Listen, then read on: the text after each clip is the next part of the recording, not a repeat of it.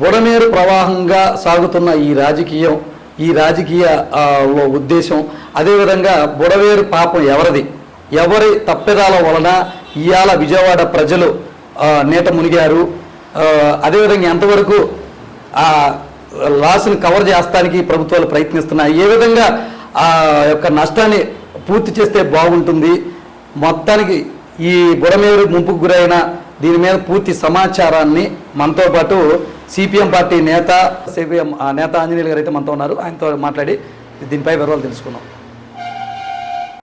Sir నమస్తే. Sir నమస్తే అండి. సార్ ముందుగా బుడమేరు నది కాలువన, బుడమేరు కాలువలో గుట్టల నుంచి వచ్చేటటువంటి కాలువలే ఏరుగా బుడమేరుగా మారింది. బుడమేరు అనేది ఏకొండూరు మండలంలో ఉన్నటువంటి గుట్టల మీద నుంచి పడ్డ వర్షం, రెడ్డిగూడెం మండలంలో నుంచి ఉన్నటువంటి గుట్టల మీద నుంచి వచ్చిన వర్షం, అనారావుపేట, రెడ్డిగూడెం ఈ ప్రాంతాల నుంచి వచ్చినటువంటిది, ఏకొండూరు నుంచి వచ్చినటువంటిది, 3 మైలవరం ప్రాంతాల నుంచి పొందుగల, అనంతవరం, మురుసుమల్లి, సండుగూడెం ఈ ప్రాంతాల నుంచి వచ్చినటువంటిది. ఈ 3 కలిసి సండుగూడెం నుంచి మైలవరం వెళ్ళడం మధ్యలో నుంచి ఒక వాగు, వెల్లడం నుంచి గణపవరం మధ్యలో ఉండేటువంటి కోతులు వాగు అంటారు, దీన్ని బుడమేరు అంటారు. ఈ 2 కలిసి భీమవరపాడు దగ్గర కలుస్తాయి. భీమవరపాడు దగ్గర నుంచి ముందుకెళ్ళిన తర్వాత పులివాగు ఎరిపాలెం ఎప్పుడు ఉండేటువంటి కొత్తపాలెం, దుగ్గిరాలపాడు, గంగినేనిపాలెం ఇవన్నీ జీకొండూరు మండలంలో ఉండేటువంటిది. లోయ ప్రాంతాల నుంచి వచ్చేటటువంటి నీరు ఇవన్నీ కలిసి పులివాగుగా మారింది. ఈ పులివాగు బుడమేరు కలిసి ఇక్కడ వెలగలేరు దగ్గర 2 కలుస్తాయి. దీంతో పాటుగా వెంకటాపురం నుంచి వచ్చేటటువంటి వాగు, ఆ వాగు కుంటముక్కల వెంకటాపురం నుంచి వచ్చేసి అది కూడా బుడమేరులో కలుస్తుంది. ఇటీవల కురిసినటువంటి వర్షాలు, గతంలో కూడా ఇంత వర్షం ఉంది, ఇప్పుడు ఇంత వర్షం ఉంది, కానీ గతానికి ఇప్పటికీ పోల్చుకుంటే ఇప్పుడు ఎక్కువ ఆస్తి నష్టం జరిగింది, ప్రాణ నష్టం కూడా జరిగింది. కానీ గతంలో ప్రభుత్వాలు హెచ్చరికలు చేసాయి, తుఫాన్లు వస్తున్నాయి, ప్రజలు దిగువన ఉండమాకండి, ఎగువ ప్రాంతాలకు వెళ్ళండి, లోతట్టు ప్రాంతాలు ఖాళీ చేయండి అని ప్రభుత్వాలు హెచ్చరిస్తుండేవి. ఇప్పుడు అటువంటి హెచ్చరికలు లేవు. అందుకోసం ఇటువంటి విపత్తు దీన్ని నివారించడానికి అవకాశాలుండి పాలకుల వైఫల్యాలే దీనికి కారణము. అంటే ఇప్పుడు ఈ కాలువ ప్రకృతి సిద్ధంగా ఏర్పడిందా, లేకపోతే ఎవరైనా తవ్వారా గతంలో? ఇది ప్రకృతి సిద్ధంగా ఉన్నటువంటిది తప్ప ఎవరూ దీన్ని తవ్వలేదు, ఎవరు ఇచ్చేయలేదు. ఇది అనేక చెరువుల నుంచి వచ్చేటటువంటి అలుగుల నుంచే ఇది కాలువలాగా అయింది తప్ప, బుడమేరులాగా అయింది తప్ప ఇది ఎవరు తవ్వినటువంటిది కాదు. ఒక పక్క వరదల్లో ప్రజలు అల్లాడుతున్నారు, ఇటు పక్క అధికార పక్షం మరి వాళ్ళు చేయాల్సిన బాధ్యత ఉంది కాబట్టి సహాయక చర్యలు చేస్తున్నారు. ప్రతిపక్షం ప్రధానంగా ఆరోపిస్తున్న అంశం ఏంటంటే, ప్రజలు కూడా కొంతమంది అనుకుంటున్నది, ముందస్తు సమాచారం లేకపోవటం వల్లనే విజయవాడలో మేము మునిగిపోయాం, లేకపోతే మా బంధువుల ఇళ్ళకి కానీ మా సామాన్లు వేరే చోటకి షిఫ్ట్ చేసుకోవడం కానీ జరిగేది, ఒక రాత్రికి రాత్రి ఈ వర్షం వచ్చేసింది అనుకోని విపత్తు. ఇది ముమ్మాటికి ప్రభుత్వ పైన ప్రతిపక్షంతో పాటు ప్రజలు కూడా కొంతమంది ఆరోపిస్తున్నారు. దీని మీద మీ సమాధానం? ఇది వాస్తవం. గతంలో ఎన్ఎస్పి కెనాల్ మీద లస్కర్లు ఉండేవాళ్ళు, చెరువు ఆయకట్టు మీద కూడా ఆయకట్టుదారుడు ఉండేవాడు. ఈ చెరువు తెగిపోయినప్పుడు కానీ, ఎన్ఎస్పి వాటర్ తెగిపోయినప్పుడు కానీ, లేదు ఎక్కువ వాటర్ వచ్చినప్పుడు కానీ, ఇటువంటి సందర్భంలో వాళ్ళు వచ్చేసి గ్రామాల్లో ప్రజలకు చెప్పేవాళ్ళు, ప్రభుత్వం కూడా చెప్పేది, హెచ్చరించేవాళ్ళు. ఇప్పుడు అసలు హెచ్చరించడానికి లస్కర్ లేరు, చెరువు ఆయకట్టు యజమానులు లేరు, ఎవరూ లేకుండా ఈరోజు నిర్మానుష్యంగా ప్రభుత్వం యొక్క వైఫల్యాలే. ఒక పోస్టు ఖాళీ అయితే ఆ పోస్టును భర్తీ చేయడానికి పెట్టే పరిస్థితి లేకుండా పోయింది. అందుకోసం ఇది ఇప్పటి వరకు ఈ రాష్ట్రాన్ని పరిపాలించినటువంటి పాలకులు ఎవరైతే ఉన్నారో అది కాంగ్రెస్, దాని తర్వాత వచ్చినటువంటి తెలుగుదేశం, దాని తర్వాత వచ్చినటువంటి వైఎస్ఆర్సీపీ, మళ్ళీ ఇప్పుడు తెలుగుదేశం. అందుకోసం ఈ 3 కూడా విజయవాడ బాధితులకి అన్యాయం చేసింది. మైలవరం నియోజకవర్గ ప్రజలు, విజయవాడ రూరల్ ప్రాంతంలో ఉండేటువంటి వాళ్ళు, జీకొండూరు ప్రాంతంలో ఉండేటువంటి వాళ్ళు, ఇబ్రహీంపట్నం ప్రాంతంలో ఉండేటువంటి వాళ్ళు అందరికీ కూడా అన్యాయం చేసినటువంటిది ఈ పార్టీలే. ఒకటి శ్రీరామకృష్ణయ్య గారి నివేదిక ఏమైంది, మిత్రా గారి నివేదిక ఏమైంది? మిత్ర గారి నివేదికని పక్కన పెట్టారు, శ్రీరామకృష్ణయ్య గారి నివేదికని పక్కన పెట్టేశారు. ఈ ఫ్లడ్ వచ్చినప్పుడు విజయవాడ నగరాన్ని ముంపు గురి కాకుండా ఉండాలంటే శాశ్వత పరిష్కార మార్గాలు చూపించారు. ఎందుకు మీరు అమలు జరపలేదు? 4 సార్లుగా ముఖ్యమంత్రిగా ఉన్నటువంటి ఆయన జరపలేకపోయాడు. ఒకసారి ముఖ్యమంత్రి అయి రెండోసారి ముఖ్యమంత్రిగా వచ్చినటువంటి ఆయన కాలం చెల్లి ఆయన చనిపోయారు. మళ్ళీ 5 సంవత్సరాల తర్వాత వచ్చినటువంటి జగన్మోహన్ రెడ్డి గారు ఏమి చేయలేకపోయారు. అందుకోసం ఈరోజు బాధ్యత మీదే, ప్రభుత్వాలదే, గత ప్రభుత్వాన్ని కానీ ఈ ప్రభుత్వాన్ని కానీ. దీనికి కారణం 31వ తేదీ నాడు 25 నుంచి 30 సెంటీమీటర్ల వర్షం పడ్డమాట వాస్తవం. దీనికి మైలవరం నియోజకవర్గంలోనే 16 చెరువులు తెగినాయి. ఈ 16 చెరువులు సంబంధించిన దాంట్లో 2014లో మట్టి తవ్వారు. 2014 నుంచి ఇప్పటి వరకు మట్టి తవ్వుతూనే ఉన్నారు. ఎవరు అధికారంలో ఉండా, ఎవరు ప్రతిపక్షంలో ఉండా, వాళ్ళు వీళ్ళు కలిసి మట్టి తవ్వి చెరువు కట్టలను అనేక రకాలుగా బలహీనపరిచారు. అధికార పక్షం చెప్తుంది ఏంటంటే గతంలో 2019లో దాని మీద మట్టి తవ్వకాలు జరిగినాయి. అలాగే దాని ఏదైతే మెయింటెనెన్స్ ఉందో గేట్లకు సంబంధించి అది చేయకపోవటం వల్లనే ఆయన చేసిన తప్పే ఈ ముంపుకు కారణమని తెలుగుదేశం పార్టీ ఆరోపిస్తుంది, అధికార పార్టీ. ఇప్పుడు అధికార పార్టీ లేదు, ప్రతిపక్షం లేదు. ఈ 2 పార్టీలు కలిసి గ్రామీణ ప్రాంతాల్లో ఉన్నటువంటి చెరువుల్లో మట్టి దోసుకున్నారు. ఈ చెరువు కట్టలు బలహీనం అయిపోయినాయి. ఇంతకన్నా ఎక్కువ వరదలు వచ్చినప్పుడే చెరువులు నిలబడి ఉన్నాయి. 2005లో వచ్చిన వరదకు కానీ 2009లో వచ్చిన వరదకు కానీ ఇంత ఎఫెక్ట్ అయినటువంటి పరిస్థితి లేదు. అంతకుముందు 64లో వచ్చినప్పుడు ఈ బుడమేరు కట్ట అంత ఇది లేదు. అందుకోసం 2005 వచ్చినా 2009లో వచ్చినా ఎప్పుడు విజయవాడ నగరానికి అంత నష్టం జరగలేదు. అందుకోసం 2014 నుంచి ఇప్పటి వరకు ఈ చెరువుల్లో మట్టితో అనేక ఇటుక బట్టీలు ఈ ప్రాంతానికి వచ్చి వ్యాపారం చేసుకునేటువంటి కోటీశ్వరులు, పెట్టుబడిదారులు. దీనివల్ల ఈరోజు చెరువులు తెగిపోవటానికి కారణం. చెరువులు తెగిపోకుండా ఉంటే విజయవాడ నగరానికి బుడమేరు వరద అంత ఎఫెక్ట్ ఉండేది కాదు. చెరువులు తెగిపోవటం వల్లనే వచ్చింది. వైఎస్ రాజశేఖర రెడ్డి గారి శిష్యుడు మల్లాది విష్ణు, ఆయన కూడా రియల్ ఎస్టేట్ వ్యాపారం చేశారు. అక్కడ ఆ చెరువులను కానీ అది ముంపు ప్రాంతాలకు సంబంధించినటువంటిని కబ్జా చేసి ఆయన వ్యాపారం చేయడం వల్ల ఇది జరిగిందని ఆయన ఒక డిబేట్లో కూడా చెప్పారు. మరి అలా ఏమన్నా కబ్జా గురైందంటారా? వాళ్ళ పార్టీ వాళ్ళు కూడా చేశారు, మట్టి తోలుకున్నారు. తెలుగుదేశం వాళ్ళు దువ్వారు, వైఎస్ఆర్సీపీ వాళ్ళు దువ్వారు. ఇద్దరికి తేడా ఏంటి? వీళ్ళిద్దరూ కలిసి విజయవాడ ప్రజల్ని, మైలవరం ప్రజల్ని నట్టేట్లో ముంచారు తప్ప. అందుకోసం చెరువులు బలహీనంగా అయిపోవటమే, ఈరోజు చెరువు కట్టలు బలహీనంగా తెగిపోవటం వల్లే ఈరోజు అంత ఇదైంది. వాస్తవంగా ముంపు ఉండేది కానీ ఇంత తీవ్రమైనటువంటి నష్టం ఉండేది కాదు. అందుకోసం శ్రీరామకృష్ణయ్య గారు నివేదిక ఇచ్చినటువంటి కానీ, మిత్రా గారి నివేదిక కానీ ఎక్కడైనా పైన ఓవర్ హెడ్ ట్యాంకుల్ని 1 TMC పట్టేటటువంటి ఆ చెరువుని ఏర్పాటు చేయాలి అనేది. గతంలో మేము 98లో కూడా ఆందోళన చేసాం. మురసమేలు చెరువుని రిజర్వాయర్గా చేయమని చెప్పాం, సండుగూడెం చెరువుని రిజర్వాయర్గా చేయమని చెప్పాం, పొందుగుల చెరువుని రిజర్వాయర్గా చేయమని చెప్పాం. వీటితోని పాటుగా ఇంకా ఇతర చెరువులు కూడా కట్టడి చేసేసి పెద్ద చెరువులుగా చేసేస్తే అంత ముంపుకు గురి అవ్వకుండా ఉండేది అనేది మేము చెప్పాం. అదే సందర్భంలో 2005లో వచ్చినప్పుడు VTPS ఇదంతా మునిగిపోయినప్పుడు రాజశేఖర రెడ్డి గారి తర్వాత అప్పటి వరకు 7,500 ఉన్నటువంటి క్యూసిక్కుల నీరు ఉండేటటువంటి బుడమేరుని దాని ఆధునీకరణ చేసి 15,000కి ఇచ్చేశారు. దాని తర్వాత అక్కడ VTPS మీద యాక్టివ్ పవర్, ఇది 98లోనే వచ్చింది యాక్టివ్ పవర్, దానివల్లే ముంపుకు గురైంది అనేటటువంటిది రాజశేఖర రెడ్డి గారు దాన్ని తీసేయడం కోసం ప్రయత్నం చేశారు. ఆయన కోర్టుకు వెళ్ళి దాన్ని తీసుకొచ్చుకొని దాన్ని కంటిన్యూషన్ చేసుకున్నారు. ఇప్పుడు కూడా యాక్టివ్ పవర్ అది లేకపోతే కొంత నీరు పోతుండేదే, కానీ అది ఎందుకు ఉంచారో, దేనికోసం ఉంచారో? 5 మెగావాట్ల విద్యుత్, 6 మెగావాట్ల విద్యుత్ అక్కడ తయారవుతుంది. అది ఒక ప్రైవేటు ఆయనకి ఇచ్చినటువంటి పరిస్థితి ఉంది. అందుకోసం అది తప్పులన్నీ చూసుకోకుండా ఒకళ్ళ మీద ఒకళ్ళు బురద చల్లుకునేటటువంటి ఇటువంటి సమయంలో ప్రజలకు రక్షించాల్సినటువంటి సమయంలో విమర్శకు తావు ఇవ్వకుండా ఉండాలనేది CPM అభిప్రాయం. అంటే చంద్రబాబు నాయుడు గారు ఇల్లు రక్షించుకునేందుకే ఆ నీటి నట్టు మలిచారనేది ప్రతిపక్షం ఆరోపిస్తుంది. ఎలా చదవచ్చు? అది వాళ్ళిద్దరి మధ్య ఉండేటువంటి సమస్య. అది మనం అడిగితే మనం ఏం చెప్పేది కదా. వాళ్ళ రాజకీయం కోసమే పడవలు సహజంగా అర్ధరాత్రి పూట వరద వచ్చింది, పడవలు కొట్టుకుపోతుంటే ఎవరైనా ఇది పలానా ఆయనే కావాలని ఆయనకి ఏమొచ్చింది అక్కడ చేస్తే అది వాళ్ళ విషయం, అంటే అది personal, ప్రకాశం వాళ్ళ- బ్యారేజీ కొట్టుకుపోతే ప్రభుత్వం నిన్న మీద వచ్చాను ఒక 5తోనే ఇప్పుడు ప్రభుత్వం సీరియస్ తీసుకుని దాని మీద కేసులు కూడా బుక్ చేసే పరిస్థితి ఉంది. అది వాళ్ళ వ్యక్తిగతమైనటువంటిది.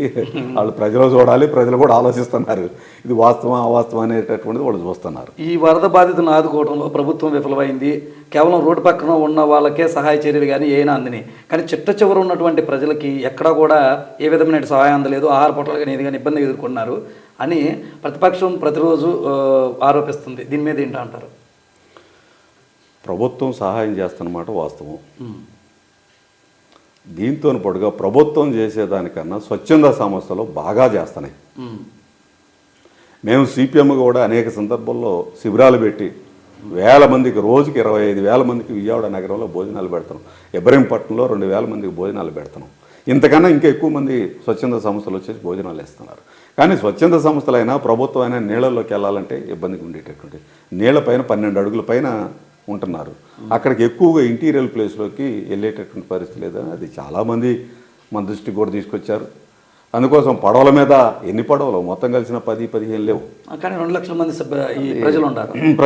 కానీ అందుకోసం 10,000 సంఖ్యలో పడవలు ఉన్నాయి. ఇది సాలేటటువంటి పరిస్థితి లేదు. అందుకోసం నిన్న మొన్న ఈరోజు చూస్తే వరద తగ్గిపోతుంది. ఆ పరిస్థితులు ఏంటంటే సహాయ కార్యక్రమాలు ముమ్మరంగా చేయాలి, ఖచ్చితంగా చేయాలి. అది ఎవరైనా ఏమైనా మేనమేషాలు లెక్క వేయకుండా ప్రజలకే అందుబాటులోకి ఉండేటటువంటి పద్ధతి. వాళ్ళకి ఆహారం ఇప్పటికే మంచినీళ్ళు లేక ఇబ్బంది పడుతున్నాం.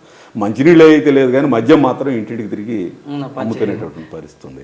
ప్రభుత్వం వ్యాపారం కోసం చూస్తుంది తప్ప సేవ చేసే దాంట్లో ఇది చేయట్లేదు. అందుకోసం వాళ్ళ కార్యకర్తలు కూడా కిందకంట వెళ్ళి ఇప్పుడు మహాకూటమి అంటున్నారు. మహాకూటమిలో బీజేపీ ఉంది, జనసేన ఉంది, తెలుగుదేశం ఉంది. అసలు బీజేపీ కనీసం మాట్లాడే పరిస్థితి లేదు, జనసేన కూడా మాట్లాడే పరిస్థితి లేకుండా పోయింది. అందుకోసం ఇవన్నీ కూడా చూస్తే ప్రజలకి చేరువయ్యేటటువంటి పద్ధతిలో ఉండాలని. నిన్న ఈరోజు కేంద్రానికి ఒక నివేదిక, అంటే ఒక ఫస్ట్ ఆయన సమగ్రంగా ఒక నివేదిక సమర్పించారు. మాకు ఇన్ని కోట్లు కావాలని 6,880 కోట్లు సుమారు వరకు అడిగినట్టున్నారు. మరి కేంద్రం దీనిపైన ఏ విధంగా స్పందిస్తుందని మీరు భావిస్తున్నారు? ఒకటి, ఈరోజు దీన్ని జాతీయ విపత్తుగా ప్రకటించాలి.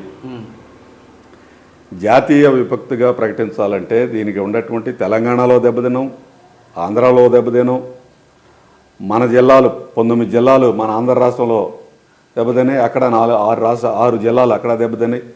అందుకోసం దీన్ని జాతీయ 2 రాష్ట్రాలు వచ్చినప్పుడు జాతీయ విపత్తుగా ప్రకటించి కేంద్ర ప్రభుత్వం ఖచ్చితంగా తక్షణం ఆర్థిక సహాయం చేయాలి. ఈ ఆర్థిక సహాయం చేయకపోతే రాష్ట్ర ప్రభుత్వాలు తట్టుకోలేవు. అందుకోసం ప్రతిపక్షం మాట్లాడట్లేదు, పాలకపక్షం మాట్లాడట్లేదు, మహాకూటమి నేతలు మాట్లాడట్లేదు. మేము ఒకటే మార్క్సిస్ట్ పార్టీగా డిమాండ్ చేస్తున్నాం.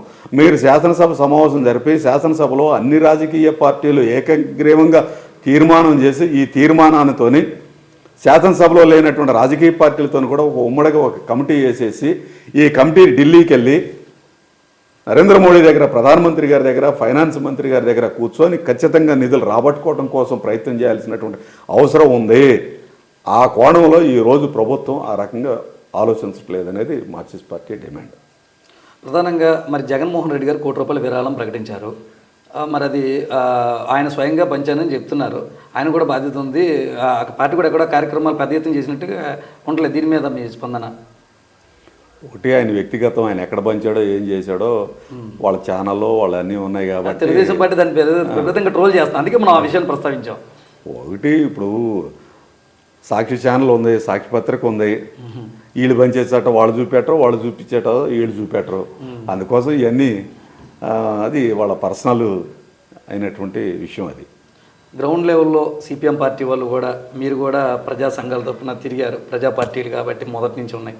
మీకు ఓటింగ్ శాతం లేకపోయినా ప్రజల కోసం కష్టపడుతున్నారు. మీరు గుర్తించినటువంటి సమస్యలు ఏంటి ఆ ముంపు గ్రామాల్లో పర్యటించినప్పుడు, ఆ ముంపు ఏరియాలో పర్యటించినప్పుడు? ఈరోజు ప్రజలు లక్షల రూపాయలు నష్టపోయారు. గత 15-16 సంవత్సరాల నుంచి విజయవాడ నగరానికి ముప్పు లేదు. ప్రజలు తక్కువ ధరలతోనే సింగనగర్ ప్రాంతంలో, ఈ ప్రాంతంలో భూములు కొనుక్కొని ఇళ్ళను వేసుకుంటే బాగుంటుంది అనే దాంతో ఇల్లు కట్టుకున్నారు. ఉద్యోగస్తులు కట్టుకున్నారు, వ్యాపారస్తులు కట్టుకున్నారు, మధ్యతరగతి వాళ్ళు కట్టుకున్నారు, చిన్న చిన్న పేదవాళ్ళు కట్టుకున్నారు. ఒకప్పుడు సింగనగర్ అంటే స్లమ్ ఏరియా. ఇప్పుడు ఆ స్లమ్ ఏరియా లేదు. మొత్తం ఫైనాన్షియల్ ఏరియాగా వచ్చినటువంటిది నున్న సింగనగర్ అంతా విజయవాడ నగరం అంతా కూడా కలిసిపోయింది, అభివృద్ధి చెందిందంట. అభివృద్ధి చెందింది. కాస్త కూర్చో అభివృద్ధి చెందింది. స్లమ్ తక్కువ ఉండొచ్చు కానీ అభివృద్ధి చెందింది. అందరికీ ఆరోగ్యంగా ఆహ్లాదకరంగా ఉన్నటువంటి ఇది. కానీ ఇటువంటి తరుణంలో ఈ విపత్తు వచ్చింది. ఈ విపత్తుకు కారణాలు ప్రభుత్వం ఒక భాగం. ఇప్పటికైనా పేద ప్రజల్ని కాపాడాల్సిన అవసరం ఉంది.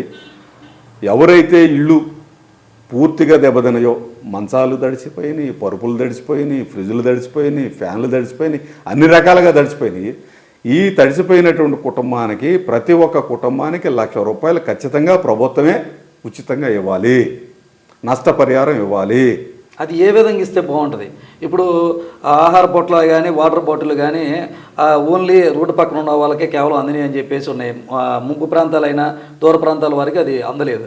మరి ఈ పరిహారం ఏ విధంగా ప్రభుత్వం దీని మీద చర్యలు తీసుకొని ఇవ్వాలి? అంటే గ్రౌండ్ లెవెల్ వర్క్ చేయాల్సి ఉంది దీని మీద. అంటే ఆ ప్రాంతంలో అఖిలపక్ష కమిటీలు వేసి అన్ని రాజకీయ పార్టీల సారథ్యంలో అధికారుల సమక్షంలో ఇంటింటికి తిరిగి ఇస్తే వాళ్ళకి న్యాయం జరిగింది.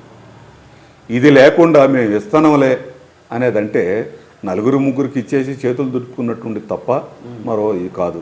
అంటే గతం నుంచి వచ్చేటటువంటి ఆనవాయితీ ఉండి తప్ప ఖచ్చితంగా చిత్తశుద్ధి ఉంటే ఏ ప్రభుత్వానికైనా ప్రజలకి ఖచ్చితంగా ఇవ్వాలనే విశ్వాసం ఉన్నప్పుడు అఖిలపక్ష కమిటీలు వేసేసి ఆ రకంగా వాళ్ళకి న్యాయం చేసేటటువంటి పరిస్థితి ఉండేది. ఇప్పుడు ఈ సమయంలో ₹1,00,000 కేంద్ర ప్రభుత్వం నుంచి రాష్ట్ర ప్రభుత్వం నుంచి వాళ్ళకి ఆర్థిక సహాయం చేయాలి. 3 మాసాల పాటు విద్యుత్ బిల్లులు, కరెంటు బిల్లులు అడగకూడదు. దీంతో పాటు ఇప్పుడు ఫైనాన్స్ పెట్టుబడి వీళ్ళు డాక్రా గ్రూప్ మహిళలు ఉన్నారు. డాక్రా గ్రూప్ మహిళలు నిన్నటి నుంచి నాకు ఫోన్లు చేస్తున్నారు. ఏమండి మా బుక్ కీపర్ అడుగుతుందండి, బ్యాంకులో అడుగుతున్నారంటే డబ్బులు కట్టమనేటటువంటి. అందుకోసం డాక్రా గ్రూప్ రుణాలు కూడా ఏంటంటే 3 మాసాల పాటు వాయిదా వేయాల్సిందే, బ్యాంకర్స్ వాయిదా వేయాల్సిందే. టోటల్ అన్నీ కూడా 3 మాసాలు. ఆటో రిక్షాకు సంబంధించి వాళ్ళు కూడా ఇబ్బంది పడుతున్నారు. వాళ్ళు కూడా 10,000 అలా కిస్తీ ఉంటుంది. అవును, వాళ్ళది కూడా అన్ని బ్యాంకర్స్ కూడా అదే చెప్పేది. బ్యాంకర్స్ కూడా వాయిదా వేయాలి 3 మాసాల పాటు. అట్లా ప్రభుత్వం స్పందన తీసుకొని, ప్రభుత్వం సీరియస్గా తీసుకొని వాళ్ళందరితో ఒప్పించి ఆ రకంగా చేస్తే ప్రజలు బయటపడతారు. ఇప్పుడు ఇంట్లో గడిచే పరిస్థితే లేదు. ఇంట్లో పడుకుందామంటే మంచం లేదు, కిందంతా చల్లగా ఉండేది, గోళ్ళని చల్లగా ఉంటాయి.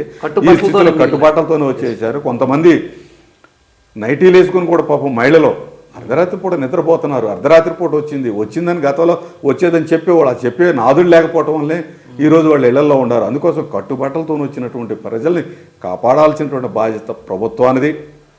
అందుకోసం ఆ ప్రభుత్వం ఇటువంటి వైఖరి తీసుకుంటేనే ఖచ్చితంగా న్యాయం జరిగిద్ది అనేటటువంటిది చెప్పదలుచుకున్నాం. చిన్న సన్నకారు హోటల్ బిజినెస్లు కానీ, రోడ్డు పక్కన పళ్ళు అమ్ముకునే వాళ్ళు, కాయలు అమ్ముకునే వాళ్ళు, ఇలా చిన్న వాళ్ళు ఉన్నారు. వారి ఉపాధి చేసుకునేటువంటి తోపుడు బండ్లు అవ్వచ్చు, చిన్న బడ్డీ కొట్లు అవ్వచ్చు, మొత్తం వారి దాటికి వెళ్ళిపోయినాయి. మరి వాటి మీద కూడా ఏమన్నా ప్రత్యేకంగా చేసుకుని ఖచ్చితంగా నేను అదే చెప్పేది. ప్రతి కుటుంబానికి ₹1,00,000 ఇవ్వాలి. అది ఉపాధి కోసం ఖచ్చితంగా వాళ్ళ ఫైనాన్షియల్ ఆర్థిక పరిస్థితి మెరుగుపడటం కోసం ఇవ్వాల్సిందే. వాళ్ళ జరిగిన నష్టాన్ని ఎవరు పూడ్చేవాళ్ళు కాదు. అందుకోసం ప్రభుత్వాలు కూడా ₹1,00,000 ప్రతి కుటుంబానికి సహాయం చేయకపోతే ఇంకెవరు సహాయం చేస్తారు ఇది? అందుకోసం రోడ్డు పక్కన ఉండేటువంటి చిన్న హోటల్స్ కానీ, బడ్డీ కొట్లోళ్ళకి కానీ, తోపుడు బాళ్ళ మీద పెట్టేటటువంటి కూరగాయలు అమ్ముకునేటటువంటి వాళ్ళు కానీ, వస్తువులు అమ్ముకునేటటువంటి వాళ్ళు కానీ, వీళ్ళందరికీ ఆ రకంగా ఇవ్వాల్సినటువంటి అవసరం ఉంది. అందుకోసం మేము చెప్పేది ఈ విపత్తు జాతీయ విపత్తు, ఇది కేంద్ర ప్రభుత్వమే ఇవ్వాలి. కేంద్ర ప్రభుత్వం స్పందించాలి. కేంద్ర ప్రభుత్వం దగ్గరికి వెళ్ళటానికి ఏంటి ఇబ్బంది? కనీసం ఇది జాతీయ విపత్తుగా కేంద్ర ప్రభుత్వానికి కనీసం ఇది ఒక ₹50,000 అడుగుతున్నాం. ₹6,881 అని అంటే ఏ మేరకు మీకు వస్తాయి? ఈరోజు రైతులు కేంద్ర ప్రభుత్వానికి కూడా బాధ్యత ఉంది. కూటమిలో ఆయన కూడా భాగస్వామ్యం ఉన్నారు కాబట్టి కనీసం వాళ్ళు మాట్లాడలేదు. ఇప్పుడు బుడమేరు కట్ట మీదకి వచ్చింది. ఇది ఇంత అపారమైన నష్టం జరిగింది. ఈ నష్టాన్ని ఖచ్చితంగా బీజేపీ ప్రభుత్వం మేము ఆదుకుంటాం, మేము కూడా కేంద్రంతో మాట్లాడతాం అని ఒక్క మాట పన్నెత్తి మాట్లాడలేదు. కేవలం అక్కడ పడిన గండ్ల గురించి మాత్రమే మాట్లాడుతుంది. మరి జనసేన నాయకుడు ఆది నాయకుడు పవన్ కళ్యాణ్ గారు కూడా దీని గురించి మాట్లాడలేదు. నేను కేంద్ర ప్రభుత్వంతో మెడలు ఉంచుతాను, డబ్బులు తీసుకొస్తాను, ఇది ఆంధ్ర రాష్ట్రాన్ని కాపాడుతానని ఆయన కూడా చెప్పారు. అంటే ఈ సందర్భంలో ఒక విమర్శ కూడా సోషల్ మీడియా వ్యాప్తంగా జరుగుతుందండి. చంద్రబాబు గారిని అరెస్ట్ చేసినప్పుడు పవన్ కళ్యాణ్ గారు రోడ్డు పైన పడుకొని మరి ఆయన్ని కలిశారు. మరి ఇంత విపత్తు జరుగుతుంటే కనీసం ఆయన అక్కడికి రాలేదు, కేంద్రాన్ని కూడా మాకు ఇది కావాలని అక్కడ డిమాండ్ చేయలేదని ఒక విమర్శ పడుతుంది. దాన్ని ఏ విధంగా చూడొచ్చండి? అది ప్రజలు గమనిస్తున్నారు, ఆలోచిస్తున్నారు. అది ఖచ్చితంగా అది మరి ఆయన దృష్టి కూడా వెళ్ళింది, ఉండిద్దా లేదనేది మనకైతే తెలియదు. ఆయనే స్పందించాలి. అయితే ఆయన ఒక క్లారిటీ ఇచ్చారు. ఈ విషయం కూడా మనం ప్రస్తావించుకోవాలి. నేను వస్తే అక్కడ నా అభిమానులు వాళ్ళు కానీ కొంచెం క్రౌడ్ ఎక్కువ అవుతుంది, దానివల్ల ఇంకో ఇబ్బంది ఎదురవుతుంది, అందుకే నేను రాలేదని ఒక ప్రకటన కూడా విడుదల చేశారు. అదే ఎట్లాగే అభిమానులు అంటే ప్రజలు ఎంతమంది ప్రజలు పోతుంటే వాళ్ళ అభిమానులు కూడా కిందకి వెళ్ళి సొరబడి వాళ్ళ రక్షించుకోవాల్సిన బాధ్యత ఉందే పోయి ఈ వరదలో అభిమానులు లేకపోతే వచ్చే అవకాశం ఉంటుందంటారా? ఎట్లా వస్తారు ఎవరు వాళ్ళ రక్షణ కోసం వాళ్ళే చూసుకుంటుంటే ఎవరి ఇల్లు వాళ్ళు తడిచిపోయి వాళ్ళే ఇబ్బంది పడుతుంటే నా దగ్గరకు వస్తారంటే అది ఎట్లా కరెక్ట్ అసలు? సరే, ఇప్పుడు భవిష్యత్తులో మళ్ళీ ఇలాంటి చర్య కాకుండా ఈరోజు ఏదో వరద వచ్చింది దీని మీద గంటలు పూడ్చాము హడావుడంతా అయిపోయిందని కాకుండా రానున్న కాలంలో భవిష్యత్తులో మరింత ఈ విజయవాడ నగరాన్ని కాపాడుకోవడానికి కానీ ఏదైనా కానీ అసలు ఆ బుడమేరుని ఏ విధంగా పటిష్టం చేస్తే మంచిదని ఒక రైతు సంఘ నాయకులుగా ఒక ప్రజల పార్టీ నాయకత్వం వహించే ఒక నాయకులుగా మీరు ఎలాంటి సలహా తెలుసుకున్నారు మీ పార్టీ నుంచి? ఒకటి, బుడమేరుని పైన చెరువులన్నిటిని కూడా ఖచ్చితంగా ఆధునీకరణ చేయాలి. దీంతో పాటుగా వెలగలేరు రెగ్యులేటరీ ఏదైతే ఉందో దాన్ని పటిష్టం చేసి ఇప్పుడు ఉన్నటువంటి రెగ్యులేటరీ దగ్గర నుంచి బుడమేరు 170 కిలోమీటర్ల కొల్లేరులో కలిసిద్ది. వంకలుగా ఉంది. మా ప్రతిపాదన వెలగలేరు దగ్గర నుంచి రాయనపాడు గుంటుపల్లి మధ్యలో నుంచి కృష్ణానదిలో తీసుకెళ్తే ఇది ఖచ్చితంగా విజయవాడ నగర వాసులకి ఎంతో మేలు జరిగినటువంటి వాళ్ళది అయింది.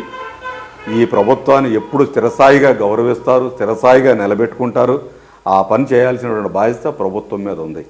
కానీ వాళ్ళ ప్రభుత్వాలు ఎట్టున్నాయంటే 2 నెలలు 3 నెలలు దీని మీద చర్చ నడుస్తున్నది, తర్వాత దీని గురించి మాట్లాడేవాళ్ళు లేరు. 2005లో వచ్చినటువంటి ఫ్లడ్ కానీ, 2009లో వచ్చిన ఫ్లడ్ కానీ, మరి 98లో వచ్చినటువంటి ఫ్లడ్లో అప్పుడు చంద్రబాబు నాయుడు గారు ఉన్నారు. అందుకోసం ఇవన్నీ కూడా ఏంటంటే పై షోయింగ్లు తప్ప శాశ్వత పరిష్కార మార్గం ఖచ్చితంగా రాయనపాడు మధ్యలో గుంటుపల్లి మధ్యలో తీసుకెళ్ళి కృష్ణానదిలో కలిపితే దీనికి శాశ్వత పరిష్కారం తప్ప మరో మార్గం లేదు అనేటట్టు మేము చెప్పదలుచుకున్నాం. ఓకే, ఇప్పుడు రైతులు పంట కూడా భారీగా నష్టపోయారండి, చాలా వరకు పెట్టుబడి పెట్టి ఉన్నారు. మరి ఇప్పుడు ఎక్కువగా ప్రధానంగా చర్చలకు వచ్చే అంశం ఏంటంటే మునిగిపోయిన ఇళ్ళ గురించి కానీ అక్కడ ఆస్తి నష్టం గురించి కానీ ఎక్కువగా మనకి టీవీలో కానీ ఇళ్ళకి డిబేట్లు జరుగుతూ ఉంటాయి. మరి రైతులు కూడా మా పరిస్థితి ఏంటని అనుకుంటున్నారు, మరి వాళ్ళ గురించి? ఈరోజు మునేరు కట్టలేరు ప్రాంతంలో బుడమేరు ప్రాంతంలో ఎన్టీఆర్ జిల్లాలోనే 1,70,000 ఎకరాలు ముంపుకు గురైంది.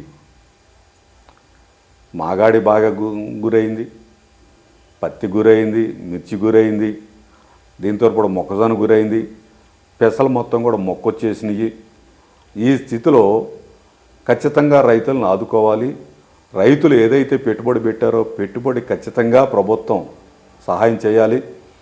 దీంతో పాటుగా ఆ పెట్టుబడి మీద రుణం తీసుకొని ప్రభుత్వ బ్యాంకుల్లో రుణం తీసుకొని పెట్టుబడి పెట్టారు కాబట్టి ఈ రుణాన్ని రద్దు చేసి పూర్తిగా మాఫీ చేసి మళ్ళీ కొత్త రుణం ఇస్తే రైతుకు చేదోడు వాదోడుగా ఉంటారు తప్ప ఇప్పుడున్న పరిస్థితుల్లో రైతులు ఈ రకమైనటువంటి సహాయం చేయకపోతే భవిష్యత్తులో ఆత్మహత్యలే. ఈ ఆత్మహత్యల నివారణకి ఖచ్చితంగా వాళ్ళు తీసుకున్నటువంటి అప్పును రద్దు చేసి కొత్త అప్పు ఇచ్చి వ్యవసాయాన్ని కాపాడాల్సినటువంటి బాధ్యత ప్రభుత్వాన్ని. అందుకోసం ప్రభుత్వ లెక్కల ప్రకారం 70,000 ఎకరాలు మునిగిందని చెప్తున్నారు. 70,000 ఎకరాలు కాదు, 1,70,000 ఎకరాలు ఎన్టీఆర్ జిల్లాలోనే దెబ్బతిన్నది. అది మునేరు కానీ, పాలేరు నుంచి వచ్చేటటువంటి వాగు కానీ, కట్టలేరు కానీ, ఇక్కడ బుడమేరు కానీ ఎన్ని ప్రాంతాల్లో వాగు ప్రాంతాల్లో ఉండేటువంటి మొత్తం కూడా దెబ్బతిని 5 రోజులు 4 రోజులు నీరు నిల్వ ఉండటం వల్ల పూర్తిగా దెబ్బతింది. అందుకోసం రైతుల్ని కాపాడాల్సిన బాధ్యత ప్రభుత్వాన్ని.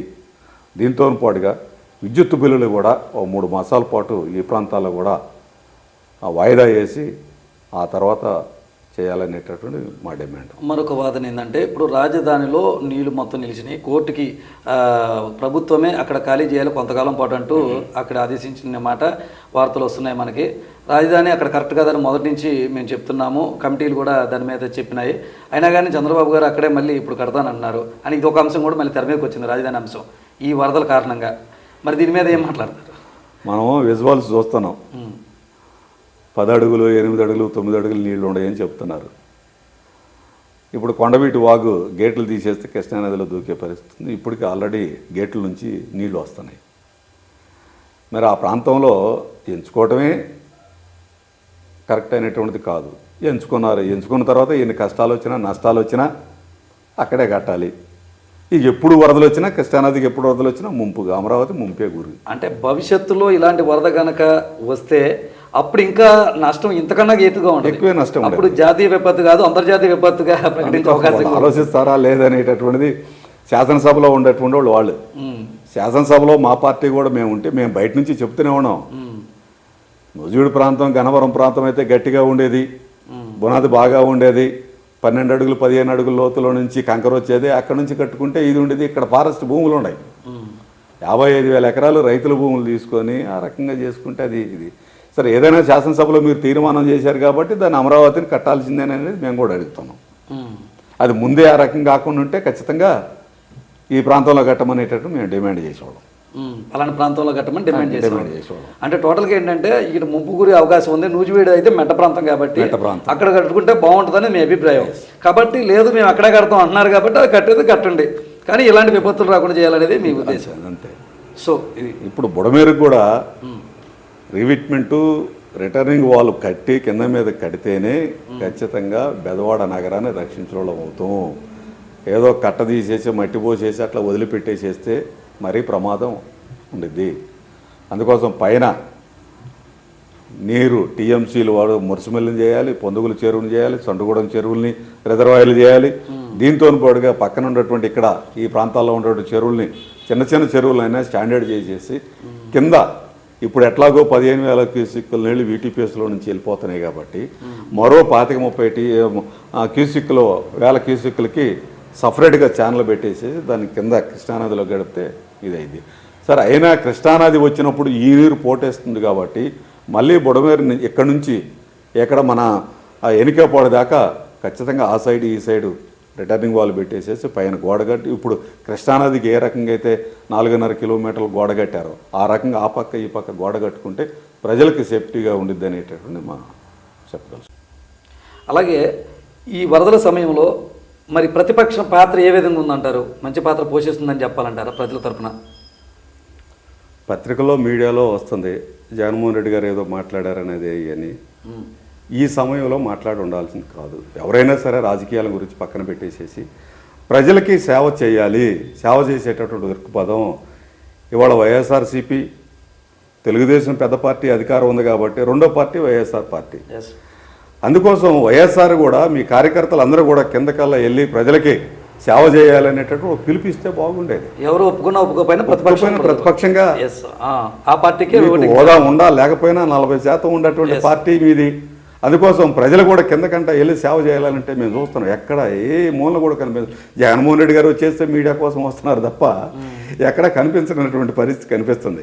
సార్, జగన్మోహన్ రెడ్డి గారు పక్కన కొంతమంది నేతలు కూడా సైలెంట్గానే ఉన్నారు. ఆ నేతలు కూడా ఆయన వస్తేనే వస్తున్నారు, లేకుంటే లేదు.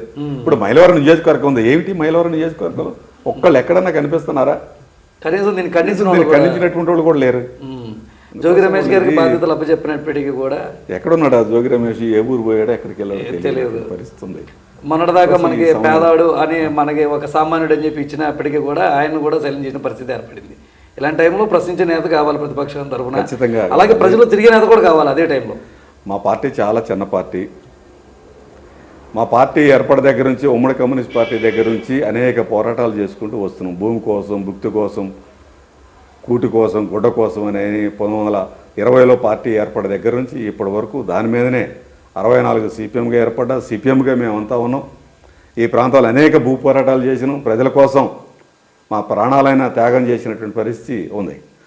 అదే సందర్భంలో మాకు దోచిన సహాయం ఇబ్బరింపట్నంలో కార్యక్రమాలు కానీ, విజయవాడ నగరంలో కార్యక్రమాలు కానీ ప్రజలు ఎంతోమంది స్వచ్ఛందంగా ఇచ్చి మీరైతేనే ప్రజలకి కాస్త అందుబాటులో చేరువలో ఉంటారని నడుము లోతు నీళ్లలో మా 5 అడుగుల లోతు నీళ్లలో కూడా మేము వెళ్ళి ప్రతి ఇంటికి వెళ్ళి వాళ్ళంతా బయటికి తీసుకొచ్చేసి ఆ రకంగా మా ఆఫీసులో కానీ ఈ ప్రాంతంలో కానీ నిలబెట్టి వాళ్ళని ఆ రకంగా మేము సేవా కార్యక్రమాలు చేసాం.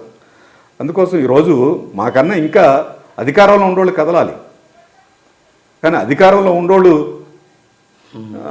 వాళ్ళు ఏం కనిపించే పరిస్థితి లేదు. అధికారులతోనే చేపిస్తున్నారు తప్ప ఖచ్చితంగా ఎవరైనా సరే దీంట్లో భాగస్వామ్యం అవ్వాలనేటటువంటిది మా అభిప్రాయం.